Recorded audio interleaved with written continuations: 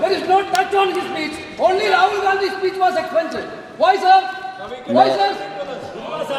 Why, sir, expunged? Why, sir?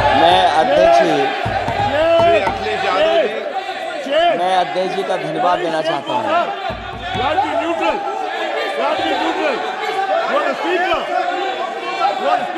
अध्यक्ष महोदय,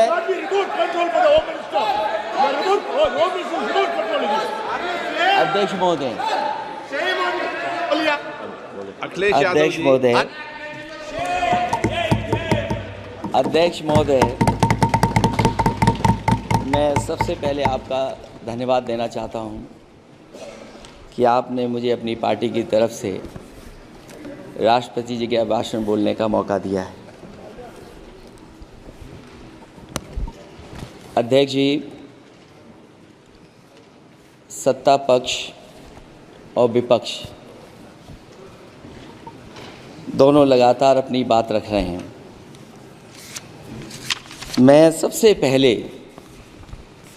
अध्यक्ष जी आपको और आपके साथ साथ सभी चुने हुए सांसदों को मैं बधाई और शुभकामनाएं देना चाहता हूं। साथ ही साथ मैं सबसे पहले देश के उन सभी समझदार और ईमानदार मतदाताओं को धन्यवाद जिन्होंने लोकतंत्र को एक तंत्र बनाने से रोका।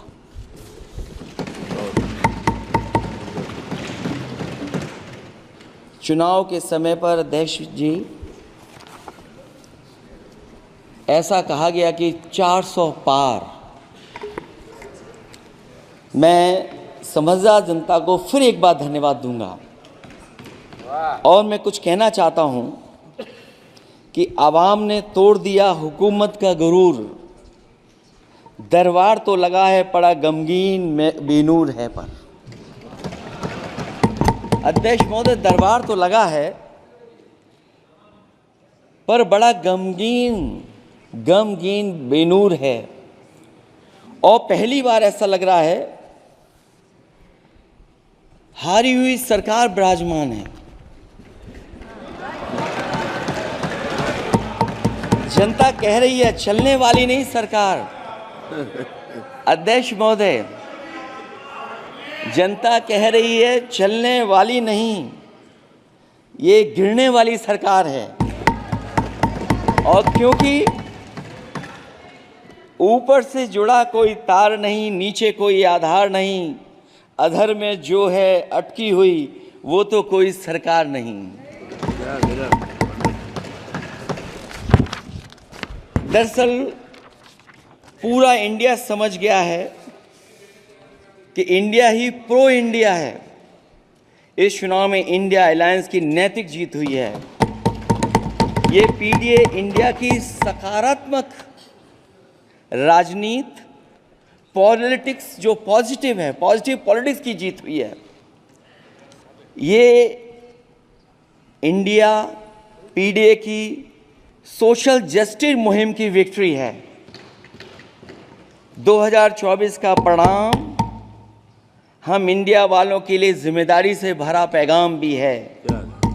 और अगर हम यूँ कहें अध्यक्ष महोदय कि 15 अगस्त 1947 अगर उपनिवेशिक राजनीति से आज़ादी का दिन था तो 4 जून 2024 देश के लिए सांप्रदायिक राजनीति से आज़ादी का दिन रहा। ये सांप्रदायिक राजनीति के अंत और सामुदायिक राजनीति की शुरुआत है। जहां सांप्रदायिक राजनीति का अंत हुआ है वहीं सामुदायिक राजनीति की शुरुआत हुई है। सबसे अच्छी बात हुई ये है कि इस चुनाव में सांप्रदायिक राजनीति की हमेशा के लिए हार हो गई है। अध्यक्ष महोदय, कहने को सरकार ये कहती है कि ये 5th लार्जेस्ट इकोनॉमी बन गई है और जीडीपी के मामले में 5th वर्ल्ड की इकोनॉमी बन गई है। लेकिन अध्यक्ष मोदी, ये सरकार क्यों छिपाती है कि अगर ये हमारी सबसे लार्जेस्ट इकोनॉमी, अगर हम 5वें नंबर पर हैं तो हमारे देश की पर कैपिटा इनकम, प्रति व्यक्ति आय हमारे किस स्थान पर पहुंची है। और हम लोगों ने तो अध्यक्ष महोदय देखा है कि अगर दिल्ली की सरकार ने कहा होगा कि $5 ट्रिलियन की इकॉनमी बनेगी, तो जहां से प्रधानमंत्री जी चुन करके आते हैं, वहाँ का प्रदेश के सरकार भी कह रही कि हम $1 ट्रिलियन इकॉनमी बना लेंगे। देश की इकॉनमी कहाँ पहुँच गई, पर कैपिटा इनकम क्या है। लेकिन अगर उत्तर प्रदेश की इकॉनमी को अगर $1 ट्रिलियन की इकॉनमी बनना है तो कम से कम 35% की ग्रोथ चाहिए। मुझे नहीं लगता है कि 35% की ग्रोथ उत्तर प्रदेश पा पाएगा। हम हंगर इंडेक्स में कहाँ खड़े हैं, नीचे से कहाँ हैं। जो 5th लार्जेस्ट इकॉनमी की बात कर रहे हैं, वो इनइक्वालिटी के पैरामीटर पे कहाँ खड़े हैं, वो हैप्पीनेस इंडेक्स में कहाँ खड़े हैं। और जो लोग चुनाव को अपने तरीके से मोड़ते हैं, मैं उन्हें कहना चाहता हूं कि अध्यक्ष महोदय, इस चुनाव के परिणाम ने तोड़ने वाली राजनीति को तोड़ दिया है और जोड़ने वाली राजनीति की जीत हुई है। इस चुनाव में धन छल बल की नकारात्मक राजनीति की शिकस्त हुई है। ये चुनाव जो देश का हुआ, ये सकारात्मक राजनीति का नया दौर शुरू हुआ है। इस बार प्रो कॉन्स्टिट्यूशन वालों की जीत हुई है। हम मानते हैं संविधान ही संजीवनी है, उसी की जीत हुई है। ये संविधान मंथन में संविधान रक्षकों की जीत हुई है। अब ऊपर से नीचे की राजनीति का अंत हो गया है। अब नीचे से जो समाज की जो आवाज़ उठेगी, वही राजनीति का आधार बनेगी। मैं कहना चाहता हूं कि देश किसी की व्यक्तिगत महत्वाकांक्षा से नहीं, जन आकांक्षा से चलेगा। मतलब अब मनमर्जी नहीं, जनमर्जी चलेगी। इस चुनाव का बड़ा पैगाम यही है।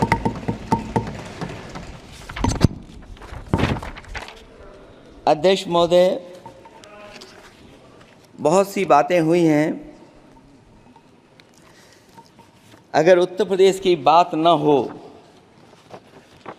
क्योंकि अध्यक्ष महोदय सबसे बड़ा प्रदेश जहाँ है, उसने हर बार दूसरे दल को समर्थन देकर के सरकार बनाई। मैं उन्हीं लोगों से कहना चाहता हूँ कि लोग क्यूटो की फोटो लेकर बनारस की गलियों से लेकर के गंगा जी तक ढूंढ रहे हैं। उनको लगता है जिस दिन माँ गंगा साफ हो जाएंगी, शायद उस दिन कहीं क्यूटो उसकी गोद में कहीं मिल जाएगा। बनारसी लोग चाहते हैं कि कोई गंगा जी के भी तल में उतरकर उसका दर्द भी जाने। उत्तर प्रदेश की जनता का बस यही आग्रह है कि जिस गंगा जल को हाथ में लेकर सच कहने की कसम खाई जाती है, कम से कम उस गंगा जल से तो झूठ ना बोला जाए।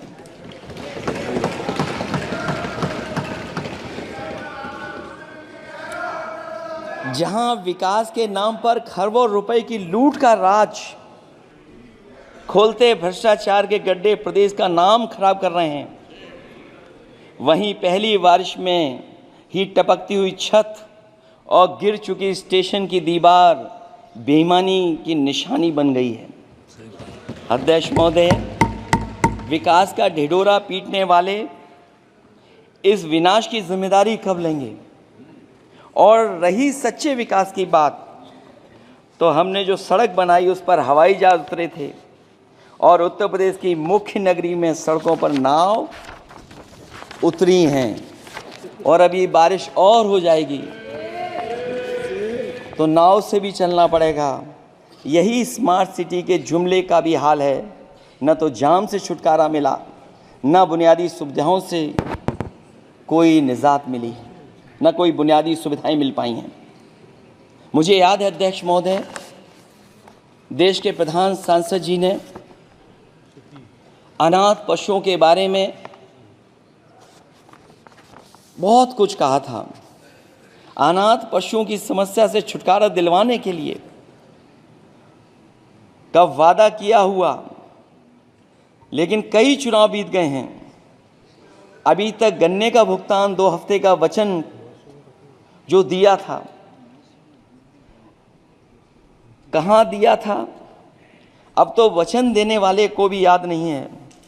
हर बात को जुमला बना देने वाले लोगों के ऊपर से जनता का भरोसा उठ गया है। इसीलिए बहुमत की सरकार नहीं है, ये सहयोग से चलने वाली सरकार है। डबल इंजन के नाम पर उत्तर प्रदेश को टकराहट के सिवा कुछ हासिल नहीं हुआ है। उत्तर प्रदेश में प्रभुत्व की लड़ाई 2 लोगों को आपस में लड़ा रही है, लेकिन उसकी मार जनता को सता रही है। पिछले 10 सालों की उपलब्धि बस इतनी रही कि एक शिक्षा परीक्षा माफिया का जन्म हुआ। अध्यक्ष महोदय, जिस समय चुनाव में थे और उत्तर प्रदेश में वो हालात देखे हैं कि नौजवान जब भी तैयारी कर करके जाता था और परीक्षा दे करके लौटता था तो उसको पता लगता था कि पेपर लीक हो गया। और उत्तर प्रदेश में केवल एक पेपर लीक नहीं हुआ है, जितनी भी परीक्षाएं हुई हैं सब पेपर लीक हुए हैं। केवल उत्तर प्रदेश ही नहीं, मैं माननीय सांसद की तरफ से सुन रहा था, कई ऐसे प्रदेश हैं जहां पर परीक्षाएं देने तो बच्चे गए, लेकिन वहां भी पेपर लीक हो गया।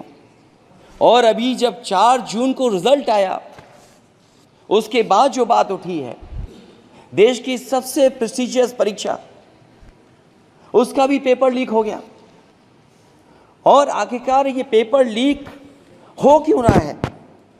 सच्चाई तो ये है कि ये सरकार पेपर लीक इसलिए करा रही है कि सरकार नौकरी नहीं देना चाहती, रोजगार नहीं देना चाहती, उन नौजवानों का भविष्य नहीं बनने देना चाहती। पिछले 10 सालों की उपलब्धि बस इतनी रही है कि एक शिक्षा परीक्षा माफिया का जन्म हुआ है, जिसने तथाकथित अमृतकाल में युवाओं के भविष्य की आशाओं को ही जहर दे दिया है।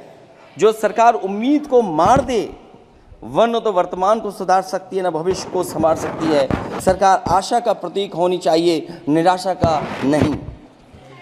जनता चाहती कि हर समस्या के लिए बीते कल की को जिम्मेदार ठहराने के बहाने को सरकार छोड़े और आने वाले कल की बात करे।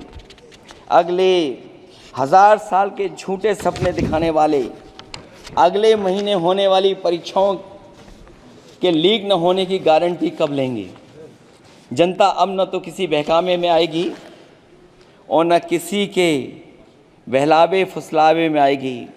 जो लोग कहते हैं कि अमृतकाल की बात करने वाले, जनता का जागरण काल आ गया है। आज इस सदन में नए राजनीतिक जागरण के अनेक प्रतिनिधि बैठे हैं।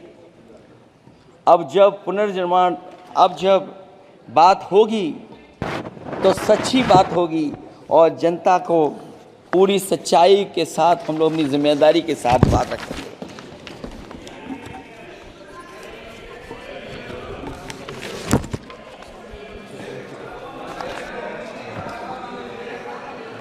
अध्यक्ष महोदय, एक जीत और हुई है, एक जीत और अध्यक्ष महोदय हुई है। मैं जानता हूं सत्ता पक्ष बैठे वाले लोग समझ गए होंगे। अयोध्या की जीत भारत के परिपक्व मतदाता की लोकतांत्रिक समझ की जीत है। और हम तो अध्यक्ष महोदय यही सुनते आए हैं, होए वही जो राम रची राखा, यह है उसका फैसला। अध्यक्ष महोदय, होई वही जो राम रची राखा, यह है उसका फैसला, जिसकी लाठी में नहीं होती आवाज। जो करते थे किसी को लाने का दावा, वो हैं खुद किसी के सहारे के लाचार।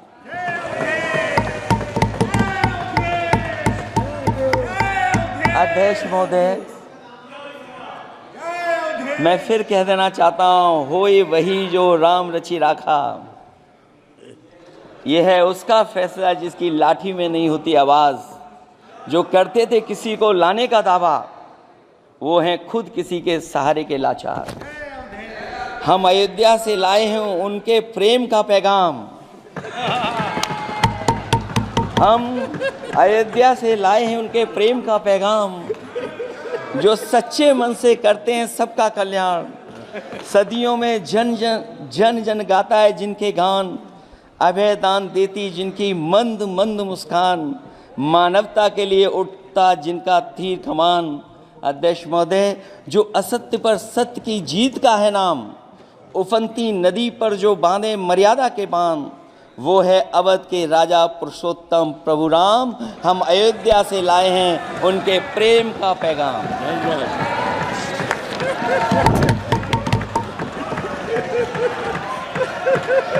अध्यक्ष महोदय,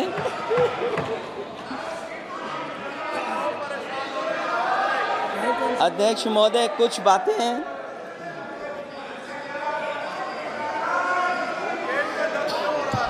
अध्यक्ष महोदय, कुछ बातें समय और काल से परे होती हैं, इसलिए आज यहाँ उत्तर प्रदेश के सदन में पढ़ा गया एक शेर याद आ गया, जो तब सही था अब और सही साबित हो रहा है। इजाजत हो अध्यक्ष जी तो मैं अर्ज करूं। हजूरे आला आज तक खामोश बैठे इसी गम में, हजूरे आला आज तक खामोश बैठे हैं इसी गम में, महफिल लूट ले गया कोई जबकि सजाई हमने। योगी जी के लिए, योगी जी के लिए।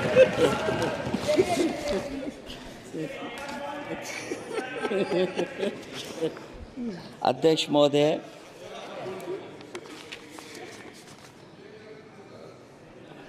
मैं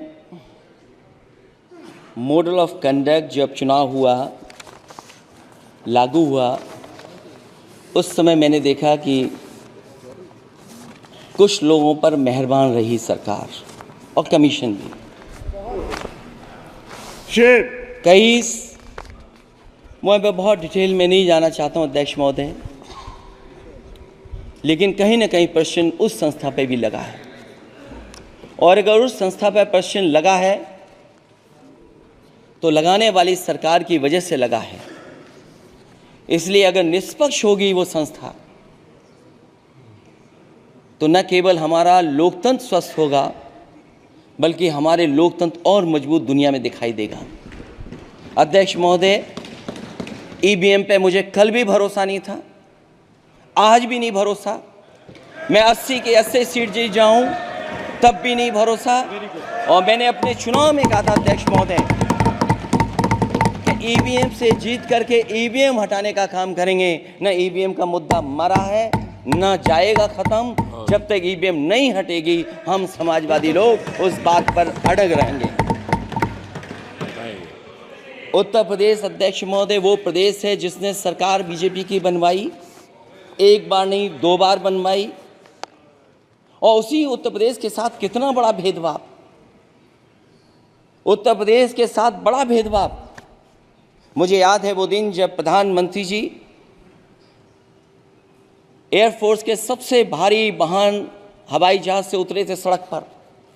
वो अलग बात है कि उस प्रदेश के मुख्यमंत्री उनके साथ नहीं बैठ पाए थे, लेकिन वो एक्सप्रेसवे जो बना था और आज भी जो उत्तर प्रदेश में बन रहे हैं वो उत्तर प्रदेश के बजट से बन रहे हैं। लेकिन दिल्ली की तरफ से कोई एक्सप्रेसवे अभी नहीं दिया गया है। न केवल इंफ्रास्ट्रक्चर में भेदभाव हुआ है, बल्कि हमें याद है कि प्रधानमंत्री जी ने बड़े पैमाने पे गांव गोद लिए थे। और सोचिए, अगर देश के प्रधान सांसद अगर किसी गांव को गोद ले लें और उस गांव की तस्वीर न बदले, तो शायद मैं नहीं समझता हूं कि किसी गांव की तस्वीर 10 साल में बदली होगी। मुझे वो गांव जिसको उन्होंने गोद लिया, जो प्रधानमंत्री जी की आदर्श योजना थी उसके तहत जो गोद लिया गया था गांव, वो 5 वर्ष पहले खूब शोर हुआ था कि बनारस शहर की तरह डोमरी में चमचमाने लगेगा एक गांव, हकीकत में कुछ नहीं हुआ। उसकी दुर्दशा वैसी की वैसी है, जैसे था गांव वैसा ही का वैसा है। टूटी सड़कें, कच्ची पगडंडियां, उखड़े और टूटे हुए ईंट के खंजे, बदहाल हैंडपंप, पावरलूम और पंखे के जाली के कारखाने को आखिर कब तक रफ्तार मिलेगी जो उस गांव में काम होता था, लोग करते थे। खाली पड़े रसोई गैस के सिलेंडर, अंधाधुंध बिजली कटौती के बीच इस गांव के लोगों को हर सुबह मजदूरी की कभी ना खत्म होने वाली तलाश आखिर कब पूरी होगी। तो सोचिए, एक गांव की तस्वीर ये है। जो गांव कभी गोद लिया गया था, उस गांव की भी तस्वीर नहीं सुधर पाई है। जो भाजपा के स्मार्ट सिटी के झूठे सपने में गांव के लिए कोई जगह नहीं है। अपने गांव गोद लेने की जो बात कही थी, क्या वो भी जुमला था अध्यक्ष जी? पता नहीं जिस गांव को गोद लिया था उसका नाम भी किसी को याद है कि नहीं। मैं नाम पूछ करके किसी को शर्मिंदा नहीं करूंगा, क्योंकि अगर नाम याद है तो ये तो और भी बुरी बात है कि अपने नाम याद रखने के बावजूद भी कुछ नहीं किया। जिसे गोद लिया जाता है उसे अनाथ बनाकर छोड़ देना अच्छी बात नहीं है। और अगर तस्वीर अध्यक्ष महोदय बदली हो 10 साल में उन तमाम गोद लिए हुए गांवों की, तो मैं सत्ता पक्ष के लोगों से कहूँगा ज़रूर इस सदन में बात रखें, ज़रूर बताएं आप। जो बात कभी अध्यक्ष महोदय कास्ट सेंसस की उठी थी, हम उस कास्ट सेंसस के पक्ष में हैं कि बिना कास्ट सेंसस के सामाजिक न्याय संभव नहीं है। सबको हक दिला पाना मुश्किल है। अध्यक्ष महोदय, राष्ट्रपति जी के अभिभाषण में अग्निवीर को लेकर के जो चिंता विपक्ष की थी और देश के नौजवानों की थी, वो चिंता वैसी की वैसी बनी है। अध्यक्ष महोदय, मैं ये कहना चाहता हूँ, मैं खुद मिलिट्री स्कूल से पढ़ा हूँ। मेरे साथ के बहुत बड़े पैमाने पे लोग फौज में। मैंने समय समय पे जो मेरे साथ पढ़े जो सीनियर थे उनसे भी जानकारी हासिल की है। बड़े बड़े ऑफिसर से मैंने पूछा है, वो शायद आपको न बता पाएँ, लेकिन दबी जुबान में उन्होंने कहा है कि देश की सुरक्षा के साथ अग्निवीर जैसी व्यवस्था लागू करने से समझौता हो रहा है। अध्यक्ष महोदय, किसी भी देश की सबसे बड़ी प्राथमिकता अगर कोई है तो वो देश की सीमाओं की सुरक्षा है। अग्निवीर जैसी व्यवस्था से कभी संभव नहीं है। अध्यक्ष महोदय, हम अग्निवीर व्यवस्था को कभी स्वीकार नहीं कर सकते हैं। आज नहीं कल, कल नहीं बाद में, जब कभी भी सत्ता में इंडिया गठबंधन आएगा, अग्निवीर व्यवस्था हमेशा हमेशा के लिए खत्म हो जाएगी। अध्यक्ष महोदय, जिन्होंने कहा कि हम आय किसानों की दोगुनी कर देंगे, आज किसान पूरा देश का देख रहा है कि उसकी आय कहाँ दोगुनी हो गई। और जिस तरह महंगाई बढ़ी है, सरकार बताए कि महंगाई इस बढ़ने पे उसकी आय कितनी होनी चाहिए। और जो इंफ्रास्ट्रक्चर की बड़ी बड़ी बातें की गई थी कि एमएसपी लागू करने के लिए एग्रीकल्चर सेक्टर का इंफ्रास्ट्रक्चर तैयार होगा, लेकिन जहाँ तक मैंने उत्तर प्रदेश में देखा है, अगर इस सरकार में एक भी नई मंडी बनी हो तो मुझे सरकार बता दे। अध्यक्ष महोदय, जो इंफ्रास्ट्रक्चर एग्रीकल्चर सेक्टर में बनाने की बड़ी बात कही थी, अगर सरकार की तरफ से एक भी मंडी 10 साल में बनी हो तो ज़रूर सरकार बताए। जो सरकार मंडी नहीं बना सकती है उस पर एमएसपी का भरोसा कैसे कर सकते हैं, जिन्होंने एमएसपी का भरोसा दिलाया था। हम अध्यक्ष महोदय आपके माध्यम से यही कहेंगे कि जो राष्ट्रपति के अभिभाषण में लीगल गारंटी एमएसपी को मिलनी चाहिए थी, वो क्रॉप्स को नहीं मिली है। न केवल फसलों को मिले बल्कि हॉर्टिकल्चर क्रॉप्स को भी एमएसपी देने का फैसला हो, जिससे कि हमारा किसान खुशहाल हो सके। साथ ही साथ ओपीएस की बात अभिभाषण में नहीं आई है। ओल्ड पेंशन स्कीम लागू हो, जिससे हमारे तमाम सरकारी कर्मचारियों का भविष्य बन सके। और देश की एक बड़ी आबादी, जहाँ से मैं चुन करके आता हूँ, उत्तर प्रदेश जहां बुनकर, न केवल उत्तर प्रदेश बल्कि देश के कोने कोने में बुनकर समाज के लोग बड़े पैमाने पर रह रहे हैं, लेकिन बुनकरों को जो सुविधाएं मिलनी चाहिए वो भी इस सरकार में नहीं मिल पा रही हैं। जो प्रदेश सरकारों ने कभी बुनकरों के लिए योजनाएं चलाई थीं वो भी अध्यक्ष महोदय बंद कर दी हैं। मैं अंत में इतना ही कहना चाहूँगा कि इस सरकार ने नौजवानों को नौकरी नहीं दी है, नौकरी और रोजगार उनसे छीने हैं, बहुत नौकरी छीनी है। इसलिए मैं कहना चाहता हूं अध्यक्ष जी, इसलिए मैं कहूँगा कि आपके राज में न नौकरी की उम्मीद है न रोजगार, क्योंकि आपने छोटे कारोबारी तक को इतना छोटा बना दिया है कि न तो वो अपना पेट भर सकता है न किसी को नौकरी पर रख सकता है। जो कुछ पद निकलते भी हैं तो उन पर लेटरल एंट्री के नाम से पिछले दरवाजे से कुछ खास संगी साथियों को रख लिया जाता है। आरक्षण का हक नॉट फाउंड सुटेबल के नाम पर हड़पा जा रहा है। और अध्यक्ष महोदय, आरक्षण के साथ इतनी खिलवाड़ किसी सरकार ने नहीं की होगी जितनी खिलवाड़ इस सरकार ने की है। जहां सरकारी नौकरियां नहीं दी जा रही हैं, और सरकारी नौकरियां इसलिए नहीं दी जा रही हैं क्योंकि उन्हें आरक्षण देना पड़ेगा। जिस प्रदेश से मैं आता हूं वहाँ सबसे बड़े पैमाने पे नौजवान बेरोजगार है, और पिछले 10 साल में जो पेपर उन्होंने लीक कराए हैं वो इसीलिए कराए हैं क्योंकि नौकरी ना देनी पड़े, और अगर नौकरी देनी पड़ेगी तो उन्हें आरक्षण भी देना पड़ेगा। ये जानबूझ करके सरकार नौकरी और आरक्षण के साथ खिलवाड़ कर रही है। मैं अध्यक्ष महोदय अंत में इतना ही कहना चाहता हूं, आशा है ये सरकार तब तक चलेगी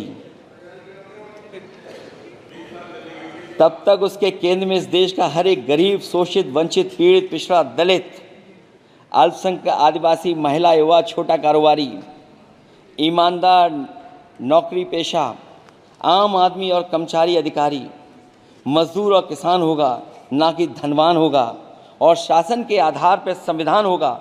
वह जुमलों की जगह सच में महंगाई, बेरोजगारी, भ्रष्टाचार, गरीबी, भुखमरी, सांप्रदायिक हिंसा, दलित व महिला उत्पीड़न, सामाजिक अन्याय जैसे मूलभूत मुद्दों का समाधान होगा। और भोजन, बिजली, पानी, दवाई, पढ़ाई जैसी बुनियादी ज़रूरतों के लिए कागजी योजनाओं की जगह सच में इंतज़ाम होगा।